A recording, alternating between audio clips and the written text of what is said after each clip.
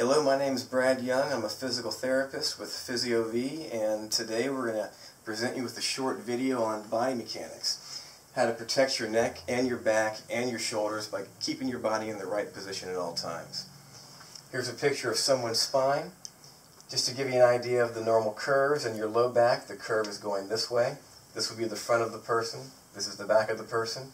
In the mid-back, the curve goes the opposite direction. And in the neck, the curve is the same as in your low back. Your spinal curves basically look like this when you are carrying good posture, just maintaining good postural position.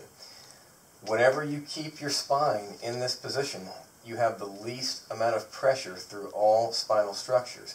So if someone is trying to prevent themselves from becoming injured or developing neck or back pain, or if they already have neck or back pain and don't want the pain to get worse, this is how you prevent those things from happening.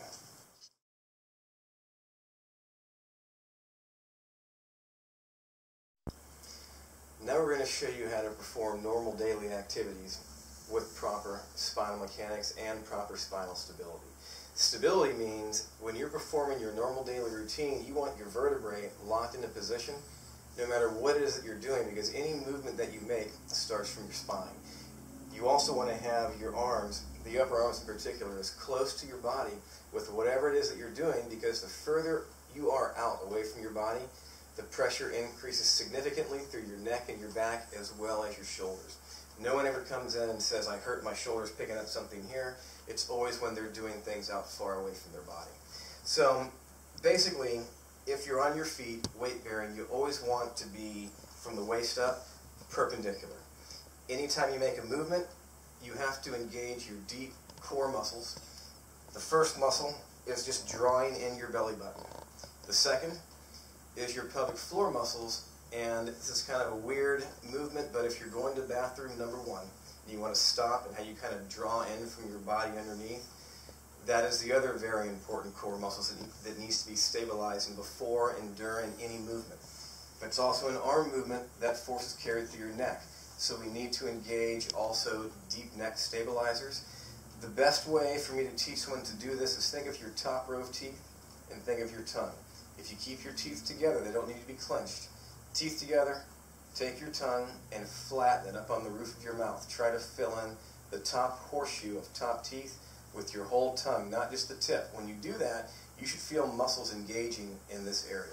So the way that you use this in everyday life would be, for example, if I wanted to pick up this stool, I don't want to break the plane. I don't want to go forward. I want to be from here up perpendicular. I want to have my upper arms close to my body, and I want to come straight down, and I want to come straight up. Now, it doesn't matter so much what's happening from your waist down, as long as here you are in this exact position, arms as close as possible. Before you make the movement, you're going to draw your belly button in, pelvic floor up, tongue on the roof of the mouth, stabilize those muscles, your spine is locked, straight down, straight up. This is wrong. This is correct. You can also go to a knee and come straight down and come straight back up. It doesn't really matter how you do it, as long as from here you're in the right position. The same thing is going to be used with, say, a box, straight down, straight up. You can go to a knee, straight down, straight up. The entire time, my belly button is in, pelvic floor is up, tongue is on the roof of my mouth. It doesn't have to be something heavy, even light objects. You don't want to just bend over and pick something up because your whole spine has gone into flexion. You're loading your spinal structures. Not good. You want to come straight down, come straight up. If you want to come down like this and straight up, that's fine too, whatever the knees allow.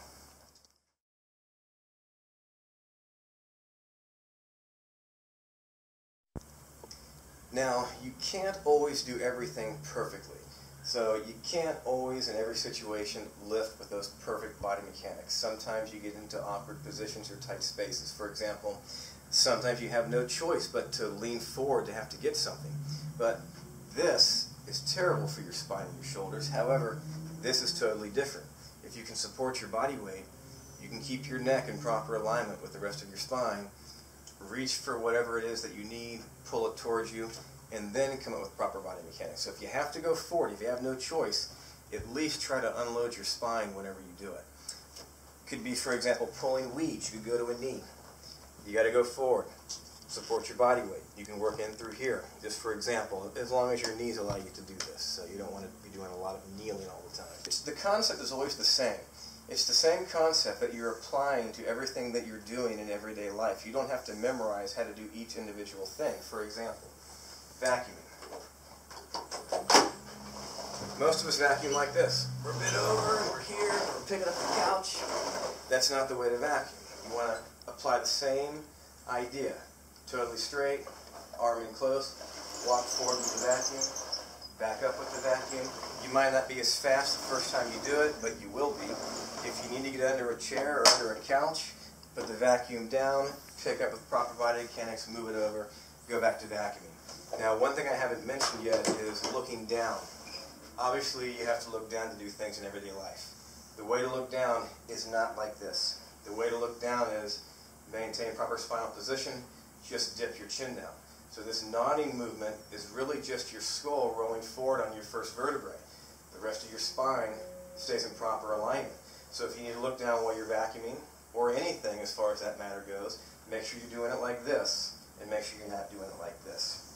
Same concept for sweeping. You don't want to be out here like this, bending, twisting. Terrible for your body. You want to stay in close, work in here close to your body. Maybe you make multiple small piles for a big room like this, for example. Dustpan. You don't want to just bend over. Use the dustpan, obviously, terrible body mechanics. Go to a knee, work it this way, come up. Another option is, if your knees don't like to bend down, use a long handle dustpan. You don't have to bend forward at all whenever you do that.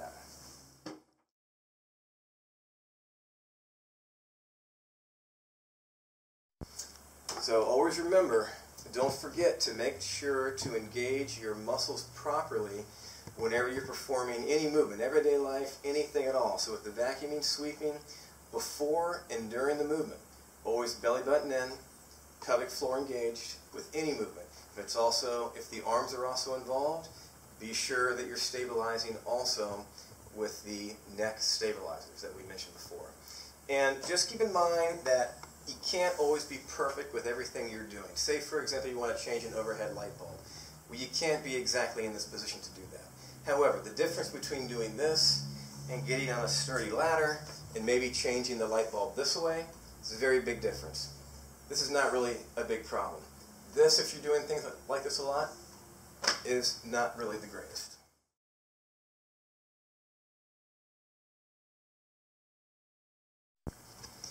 Now we're going to show you proper bed mobility with proper spinal position.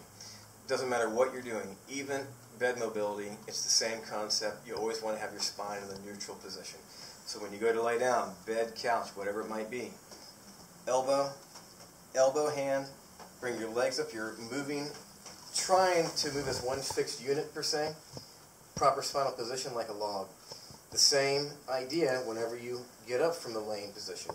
As you drop your feet off, you want to push with your hand and your elbow at the same time to come out with the least amount of pressure on your spine as possible. As far as sleeping position, generally speaking, sleeping on your side is the best position. You're going to want to have something between your knees. This prevents your spine from twisting and rolling. This keeps you in a good neutral position. As far as your pillow, you want to have a pillow that keeps your spine in line. You don't want to have a thick pillow pushing your head up like this, or something very thin where your head's coming down like this. Always want to be in the neutral position. The next best position, if you can't sleep on your side, is going to be on your back.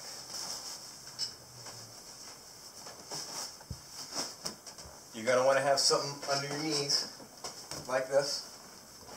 Could be pillows. And then the same idea, you don't want to have a really thick pillow that's going to push your neck up like this. And you don't want to be like this either. So you're going to have to find what's the best that keeps you in your best neutral position if you want to sleep on your back. Now, if you can't help yourself and you have to sleep on your stomach, you could try doing this.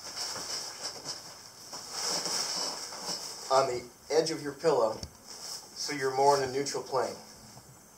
Otherwise, when you're sleeping, your neck is wrenched around like this, and your joints do not like to be in a prolonged, in-range position like that. Generally speaking, sleeping on your stomach is bad.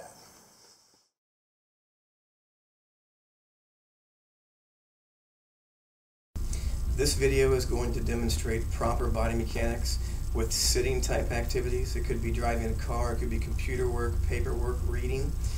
It's the same concept as the body mechanics with the prior videos. The only difference is you're sitting. The normal spinal curves are supposed to be the same. You would think that a position of 90 degrees, sitting totally upright would be the correct position. However, since you're sitting, that's not necessarily the case. In this position, you're no longer maintaining your proper normal physiologic lumbar curve. However, if you lean back, now you can maintain your normal curve. The other issue is that whenever you lean back, the chair supports a good amount of your body weight. If you're here, you have full body weight coming up and down through your spine. Your body is not designed to be in a static weight-bearing position. So, back in the chair, relax back. Roughly in this position is where most people are going to feel the best. Now, it's not an exact science. There may be some people who do feel better in this position, and that's okay. It's just that most people are going to feel better here. If you like a lumbar roll, that's totally fine too. Some people like them, some people don't like them. As far as using a computer, I relax back. I want my upper arms at the side. If I'm using a laptop like this, I want to dip my chin down. I don't want to look down like this. Nice and straight, neck retracted, the chin dips down, and I'm going to be working here, in close to my body. I don't want to be working out here. Roughly 90 degrees at the elbow, up and down, a couple of inches either way is okay. Get up underneath your desk, right here in this position. Now, ideally, it wouldn't be a laptop, and you would have a monitor directly in front of you, right about at your fingertips in this position, and you would work here in this position. If you're writing or reading, same concept. Relax back, chin down to look down, and you're going to work in this position. You don't want to be here. You don't want to be here, or something like this. All of those positions are terrible for your spine. It's the same concept if you were driving a vehicle. Relax back, hold closer to your body. So you don't really want to be here, such as this. Relax back, in here close to your body. Now, if you are someone who does feel better, totally straight up and down, that's okay too. Lumbar roll, so it's not an exact science.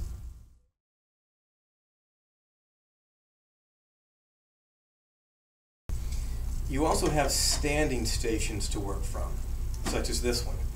Same concept, totally straight, arms in close, 90 degrees roughly. Can move up or down a couple of inches.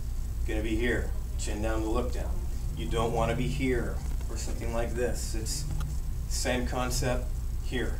The problem with this is that you are in a static weight-bearing position, so you don't want to be here for long periods of time. Work here a little bit, and maybe you go to a sitting position, move around, move back and forth. Same with sitting. Even if you're sitting in the best position, you don't really want to be there for long periods of time.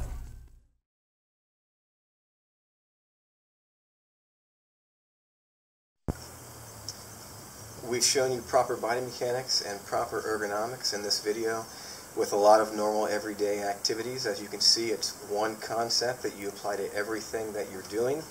You can't do everything perfectly. In that case, you would just modify as best you can whatever the task at hand is. This is the most important thing you can know as far as preventing neck, back, and shoulder problems. If you're someone who already has a neck, a back, or a shoulder problem, it is vital in minimizing the progression of those problems.